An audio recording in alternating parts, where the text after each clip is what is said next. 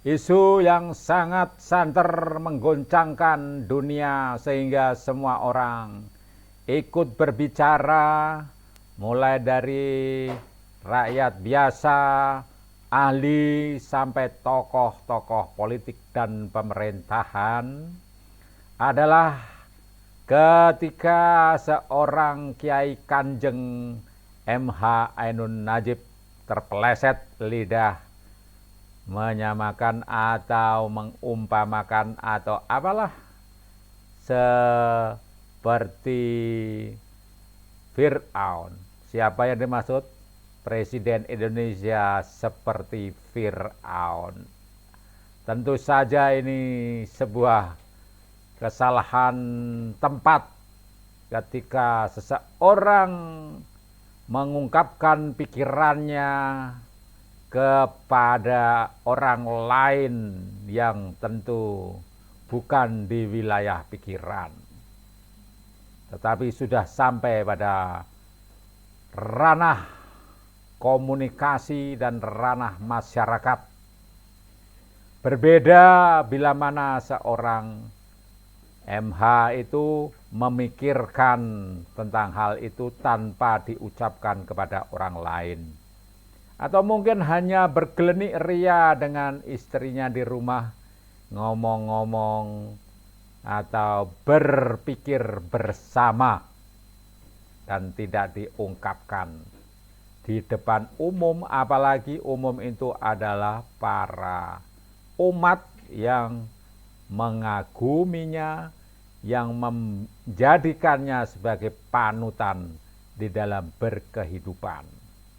Itulah kelemahan kita, rata-rata itu tidak bisa membedakan mana sesuatu yang wilayahnya adalah wilayah pemikiran, tetapi menjadi konsumsi publik, bahkan melejit sampai menohok seorang kepala negara yang merupakan simbol negara yang tentu harus dihormati sesuai dengan kapasitasnya.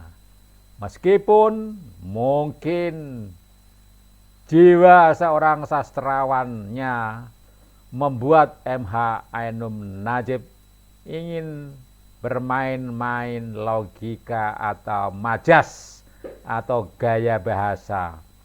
Rata-rata sastrawan memang mempunyai sifat yang demikian, usil, berpikir dengan pemikiran-pemikiran baru, berpendapat dengan gagasan-gagasan baru, karena memang tugasnya adalah membuat gagasan dan menyampaikannya dengan bahasa kepada orang lain atau pembaca.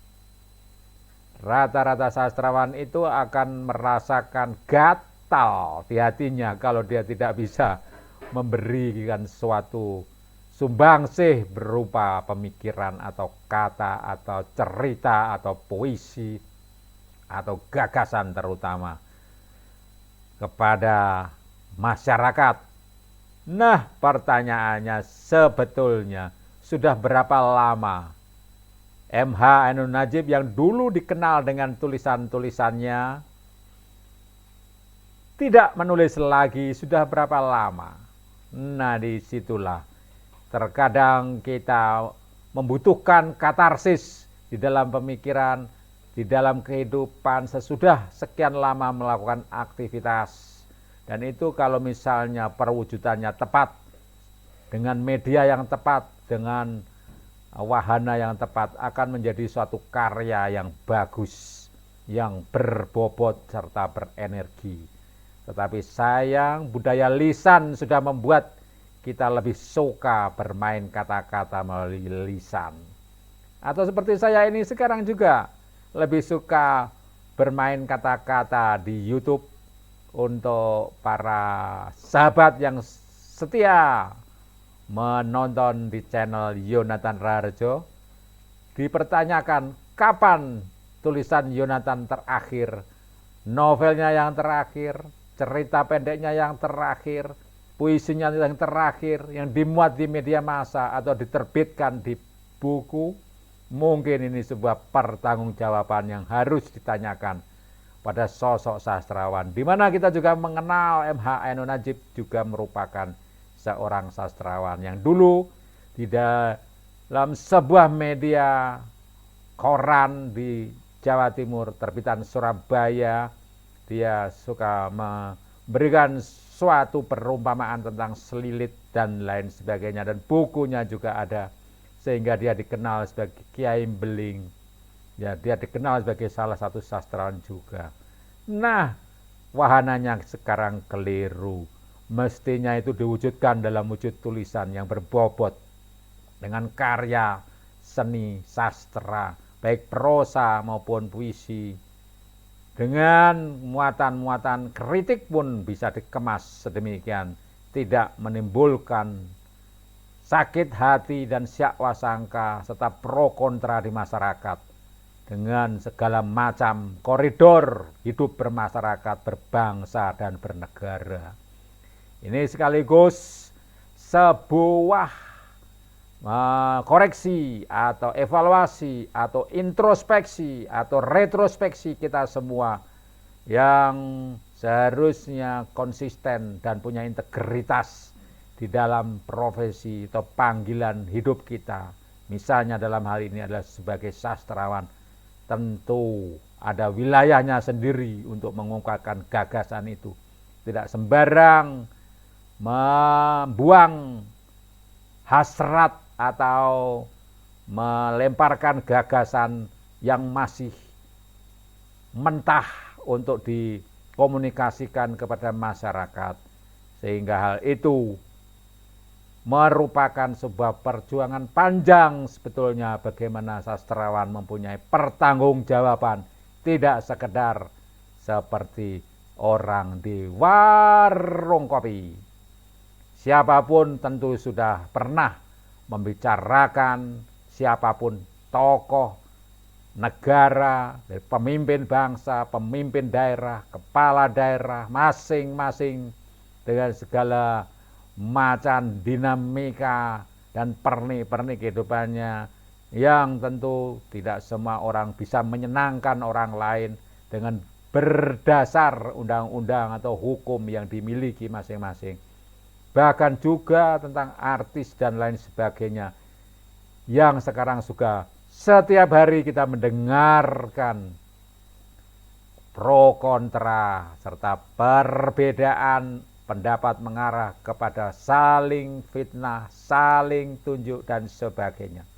Itu sebetulnya membutuhkan suatu pemahaman bahwa sesungguhnya ada sesuatu yang disebut sebagai ruang kreatif berpikir, ruang kreatif berpendapat, dan ruang kreatif berkarya.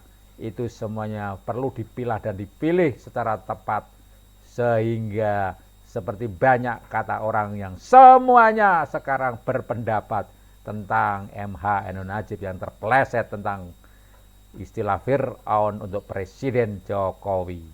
Nah, ini hanya sekedar juga urun rembuk, di mana mungkin juga sama dengan yang lain juga intinya, tetapi yang pada saat ini kita menyadari gaya bahasa seseorang memang berbeda di dalam menyampaikan suatu gagasan, dan terlebih dari gaya bahasa yang merupakan wilayah intrinsik sastra, kita mempunyai suatu tanggung jawab ekstrinsik sastra di luar tentang kekaryaan.